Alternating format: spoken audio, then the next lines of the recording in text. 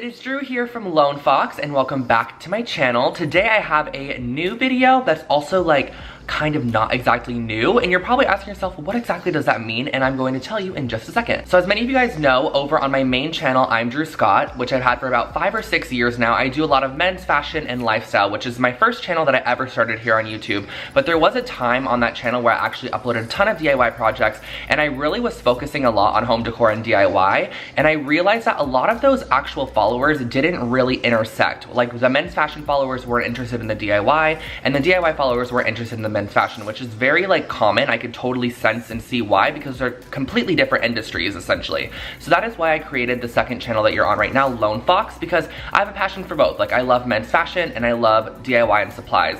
Or not supplies, DIY and home decor. And I want to thank everybody here so much for getting this channel to already almost 125,000 subscribers. That is absolutely insane. But there are videos over on my main channel that I privated a long time ago that I'm still so proud of and happy of, and the content is so amazing. And there are so many videos over on that channel that were DIY focused videos where I had so many amazing projects in them that I have unlisted for quite a while now, which essentially means just take them off my channel but not delete them.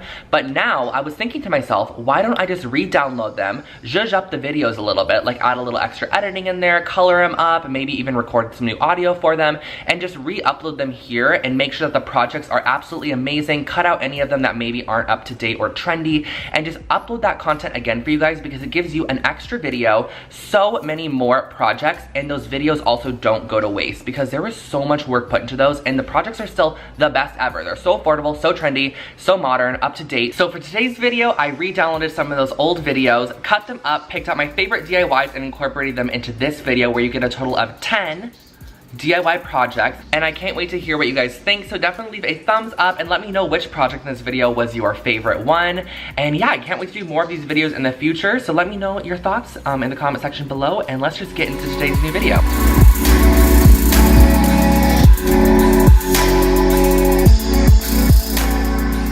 The supplies for this first DIY are super minimal. All you need is a canvas, some flowers or leaves, and parchment paper. So I gathered these from outside, literally went around, picked flowers, leaves, petals, whatever I thought was interesting outdoors, and all you have to do is press them. And how you do this is you lay down a piece of parchment or wax paper, and you lay down your florals or like botanical pieces that you found, another piece of parchment paper on top, and just layer some heavy books on top of it. And I actually kept this pressed for about 4 days under this stack of books you see right here, and once they were all completely pressed, they looked like this, and this is how they're going to look, and they're actually going to retain the shape and color, which is extremely nice. You basically pressed all of the life out of them, and this is what they look like now.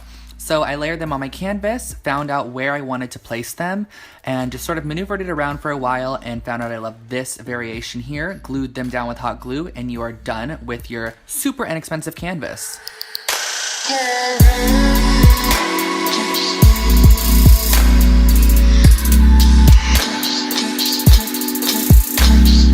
DIY number 2, all you're gonna need is some sea glass spray paint, a glue stick, a vase, ruler, paper, and scissors. So I absolutely love the outlook of this frosted glass vase. I thought it looked so expensive and very West Elm-esque. And what I did was cut out 2-inch strips from paper and just cut out some triangle masks. And basically, you can cut out any shape you would like out of just regular old printer paper and apply a bit of Elmer's glue stick to the back of that and just let the Elmer's glue stick dry, because once this dries, it actually turns into a slightly tacky but removable masking like piece. It's kind of like a post-it note, if you guys know what that is.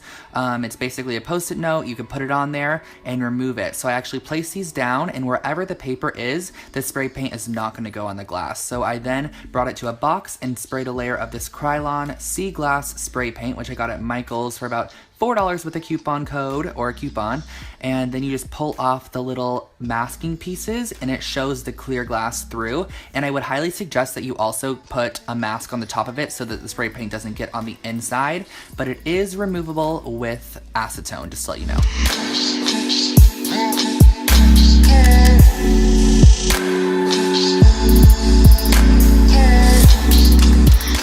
For the hanging mirror DIY, you're going to need a square mirror, some E6000, an X-Acto knife, some chain, spray paint of choice, a piece of wood, ruler, and some of those screw hooks. And what you're gonna start off by doing is taking a small piece of wood and cutting it down to 12 inches in width. And I actually just found this 24-inch piece from Michael's already like this. It was sold like this for like $1.50, and I just cut it directly in half by swiping over it with an X-Acto knife a few times.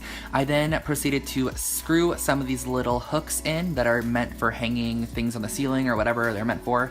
I use them, and those are going to be what's going to hang up the jewelry. And I suggest that you screw them towards the back more than opposed to the front, because it can split the wood, since this wood is very thin. And then after I got those in, I actually sprayed both pieces of wood, even the one with the little screw hooks on it, with this hammered glass spray paint, and then used my E6000 adhesive, which is like super strong industrial cement basically, to adhere down both sides. And this is just going to make sure that they stay super secure on top of the glass mirror. And then I just let that sit for a few minutes, or not a few minutes, I more let it sit for overnight. And then I added on the chain as well, using some big globs of E6000 adhesive, and that basically finishes off your hanging mirror with jewelry holders.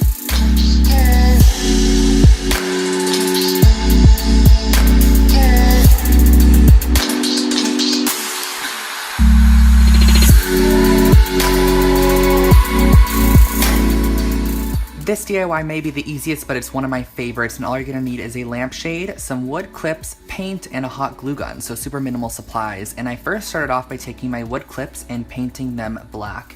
And I just painted half of them black because I actually wanted it to be a variety of wood and black. So I first started off by just gluing the plain wood clips to the very top, and I did it about every 3 inches.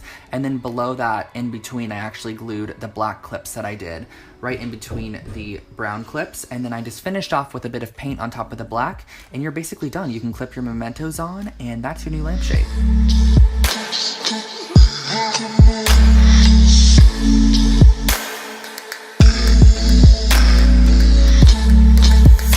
This candle is inspired by the Labo candles, and I'm obsessed. All you need is a tin can, a wick, some old candles, and a hammer. So again, super minimal supplies, and you can reuse your candles, which is amazing. So I started off by taking my jar and literally just hammering it. I hammered it so much with a hammer, it was so much fun. And I just went around the jar, gave it some nicks, and I love the rustic, distressed look of this. I just think it looks so industrial, and it's perfect for my apartment space as well. And after that, I went ahead and put a skillet on the stove on very low heat and took 2 old candles. The autumn one on the right is new and used, or new and unused, but I just wanted to burn it down for this DIY. And I actually kept them on the stove for about 25 minutes until they melted down to wax basically. And I pulled out the old wicks, and then basically all you're going to have to do is take them off the heat, let them sit for about 10 minutes so they're not blazing hot, and glue your wick down on the inside of your hammered container, and then simply pour the wax in. And I suggest doing this over the top of a surface where if wax gets on it, it's not a big deal. So just pour your wax in, wait for it to dry, and you have your new candle. It's definitely updated and cool.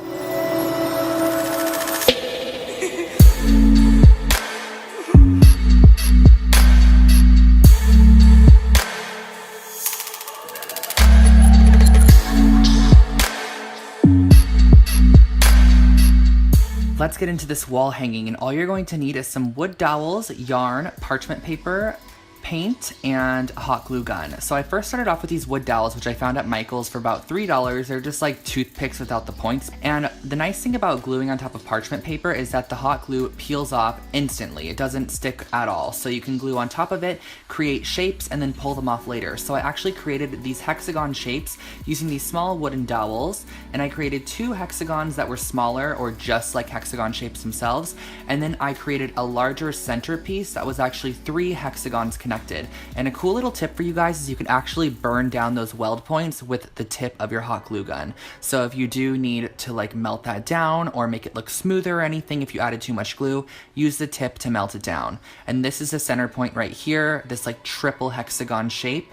And then all you're gonna need to do is take a bit of string, yarn, whatever you wanted to use to attach, and attach your shapes together, and you really have your brand new wall mobile hanging. And I think this would look so cool on a window, on a mirror, on a wall, anywhere you want to add a little bit of extra decor. I also forgot to mention that I actually kept it plain wood over the black paint that I was originally going to do because I liked the wood look much better.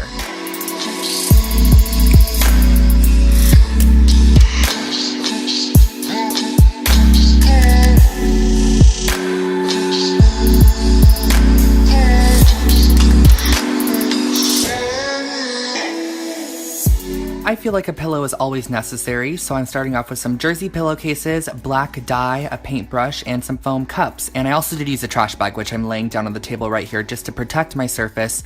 And I'm going to lay out my foam cups or plastic cups or whatever you can just dispose of later.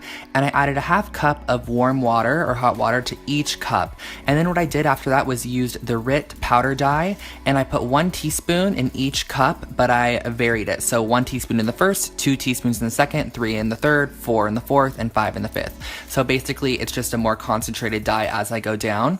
And the sucky thing kind of about this was that when you didn't have enough of the black dye, it was actually purple, which I didn't like at first, but as it dried, it actually kind of grew on me and I did like the purple. So keep that in mind if you're wanting a black or gray gradient. You're not really going to get it with this dye. It's going to be more purple based. And all you're going to do is take your wide paintbrush, and I just use like one of those painter's paintbrushes that you paint a house with, and it just allowed me to soak up a lot of dye at once, and I created a gradient like this, and that's really all. And I also did this one, which I think looks so cool with the split down the center, and the other half is white. In love with this.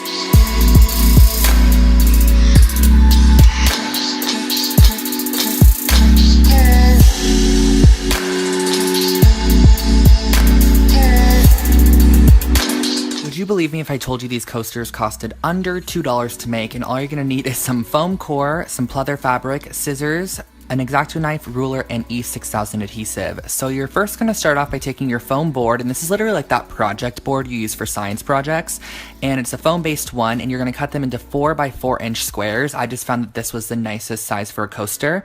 And then I used this pleather fabric I found at Joann's on sale for $1 for a 1/4 yard of it, and I just cut out with about 1 inch around each edge. I did it very roughly, and I E6000 adhesived the foam down to the backing and then cut off the corners like I'm doing here. So basically you're gonna want a tiny bit exposed on the corner like I'm showing, because when you fold it over like this, you want that corner to be pointed and you don't want it to be showing the foam core board. All I'm gonna do after that is take the E6000, glue it down, and then press a book on top of it so that it keeps the weight on there, and just let it dry for a few hours.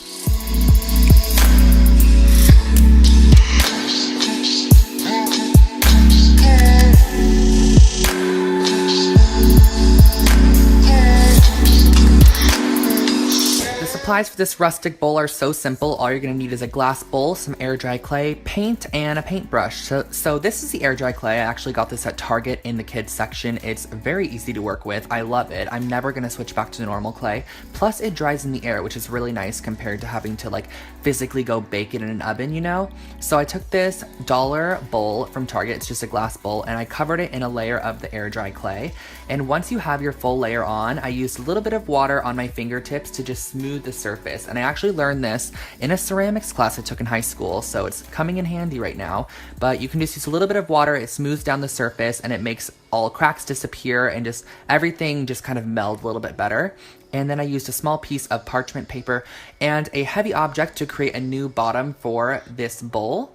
And then after that, I used a paintbrush, and I used the opposite end of the paintbrush to draw in some horizontal lines, just because I wanted a little bit of texture, and then once again went back in with that water to just clean up the lines, and this made it look so much better. Like if I didn't use this, it would have looked a little bit rough and jagged, which it did on the top, which I was able to fix with this nail file. So I used a nail file to roughen or just clean off those edges.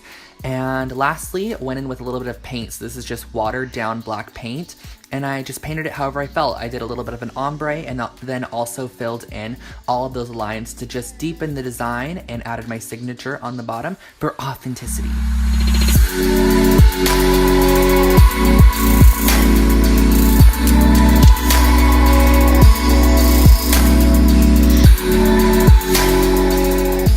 Gotta save one of my favorites for last, and all you're gonna need for this is some more foam core, an album, E6000, black cord, an X-Acto knife, and your ruler. So what you're gonna start off by doing is measuring out two 14 by 14 inch squares on your foam board. And keep in mind, this foam board is literally from the Dollar Tree, so super inexpensive. And after you cut out your 14 by 14 squares, on one of them, you're going to cut a window out. And how I did this was measured in 1 1/4 inches on all edges, and then cut out the square it created in the center, which you could see me doing right now. That will create the window, which you're gonna see the album through. So what I did was I then cut out 2 1/2-inch strips of the foam core in just whatever size, because I'm actually going to fit it to length here.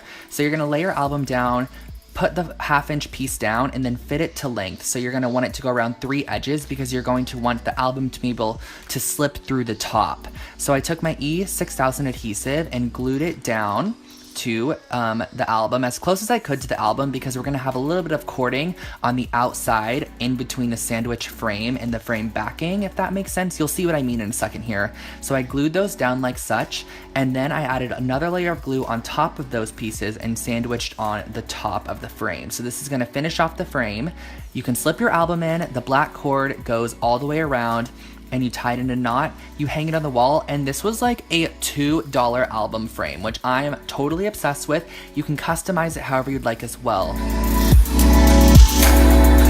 So guys, that was today's video. I hope you enjoyed, and I hope that some of those projects were useful for you guys, because they are some of my favorite past projects that I've created, and I just could not let that content go to waste. So definitely make sure to subscribe to this channel for new videos every single week and for your daily dose of DIY. You can also follow Lone Fox Home on Instagram. I'll put it on the screen for you guys, where I post just like home styling photos, inspiration, some of my DIY projects, and all that sort of stuff over on there. And yeah, I think that's really all for today. I hope you have an amazing day, and yeah, I love you so much, and I'll catch you next one. Bye guys.